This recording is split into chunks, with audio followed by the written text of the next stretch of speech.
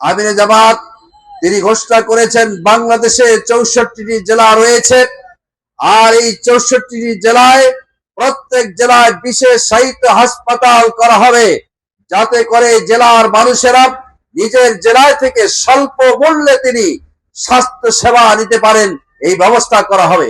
আবারও শুনলে খুশি হবেন, আমাদের দেশের 60 বছরের বয়স্ক এবং 5 বছরের নিচের শিশুকে বিনামূল্যে স্বাস্থ্য সেবা দেওয়া হবে। এর আগে কোন সরকার এটা করেছিল? কথা বলতে হবে।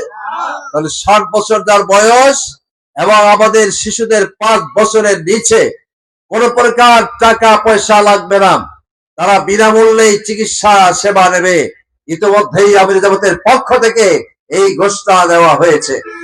সংগ্রামী বন্ধুগণ, আবারও সেদিন প্রোগ্রামে ঘোষণা করা হয়েছে পানি, বিদ্যুৎ এবং গ্যাসের জামাত ইসলামী ক্ষমতায় গেলে 3 বছর পানি, বিদ্যুৎ এবং গ্যাসের কোনো চার্জ বাড়ানো হবে না।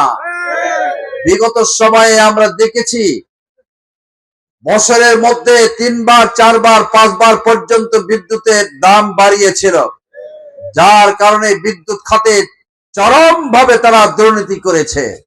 সংগ্রামী বন্ধুগণ, সুতরাং এই জুমার জিমলাকে আমরা সুসজ্জিত করতে চাই।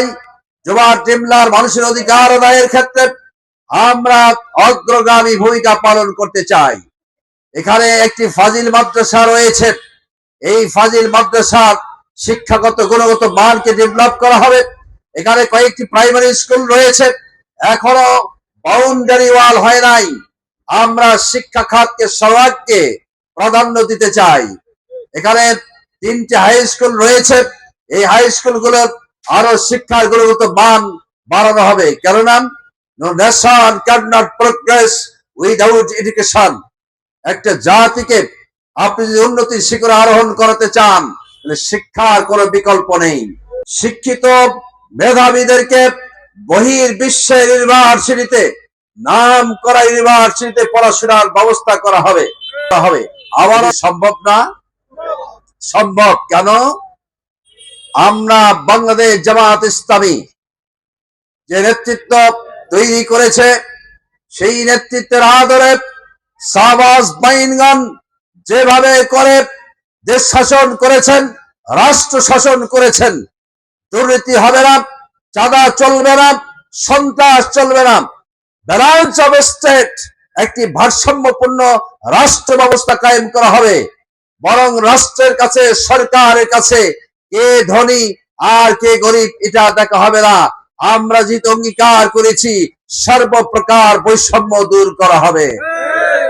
ভাতার কার্ড, বিধবা ভাতার কার্ডের ক্ষেত্রে আমরা বলতে চাই, স্থানীয় নেতৃবৃন্দ আপনার কাছ থেকে কোনোভাবেই কোনো পয়সা গ্রহণ করবেন না, কারণ আমরা কোরআন ও সুন্নাহর আলোকে যেহেতু সুশাসন কায়েম করতে চাই, পার্থক্য নির্ণয় করতে দিতে চাই।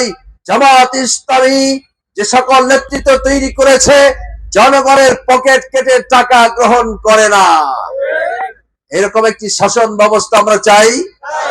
সংগ্রামী বন্ধুগণ, এরপরে আমরা আসতে চাই যেখানে রাস্তা পাকাকরণ হয় নাই।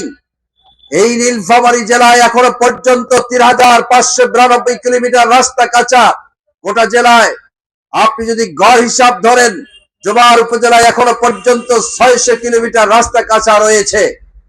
দুঃখজনক, আমরা বাংলাদেশের মাটি সোনার চেয়েও খাঁটি, কিন্তু বিগত সময়ে এই ৫৪ বছর পেরিয়ে ৫৫ বছর পা দিয়েছে বাংলাদেশ, এখনো পর্যন্ত অসংখ্য কাঁচা রাস্তা রয়ে গেছে। কেন? তার মানে যারা এই ক্ষমতায় গেছেন নিজেদের উন্নয়ন করেছে, জাতির উন্নয়নের চিন্তা তারা করে নাই। আমাদের সম্মানিত আমিরে জামাত ঘোষণা করেছেন, বাংলাদেশের জনগণ জামাত ইসলামীর প্রার্থীদেরকে ভোট দিয়ে যদি জয়যুক্ত করেন, তাহলে তিনি ঘোষণা দিয়েছেন জামাতের এমপিরা বিনা শুল্কে গাড়িতে উঠতে পারবে না, রাষ্ট্রকে কর ফাঁকি দিয়ে তিনি গাড়ি ক্রয় করতে পারবেন না। আবারও ঘোষণা দিয়েছেন জামাতের এমপিরা রাষ্ট্রের থেকে ঢাকা রাজধানীতে কোনো প্লট বরাদ্দ নিয়ে নিজের সুবিধা মতো বাড়ি বানাতে পারবেন না। যেহেতু তিনি লক্ষ লক্ষ ভোটারের প্রতিনিধি, সকল ভোটারের সুবিধা নিশ্চিত করতে পারবেন না, সেজন্য তিনিও এই সুবিধা নিতে পারবেন না।